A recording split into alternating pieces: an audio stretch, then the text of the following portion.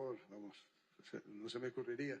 Yo respeto las opiniones de todo el mundo y como tal hay que respetarlas dentro del respeto, pero no, vamos, yo tengo una admiración extraordinaria por una selección que viene a ser campeona de América, campeón del mundo, campeona de América, si no me equivoco, corrígeme,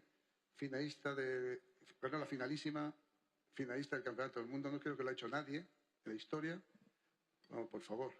Y además dirigidos por un amigo mío. Es admiración, admiración y más admiración. No, por favor, vamos, no se me ocurriría.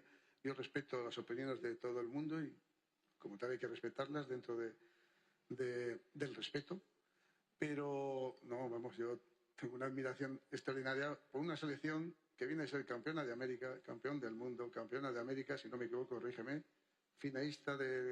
ganó la finalísima, finalista del Campeonato del Mundo, no creo que lo ha hecho nadie en la historia.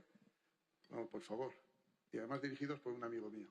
Es admiración, admiración y más admiración.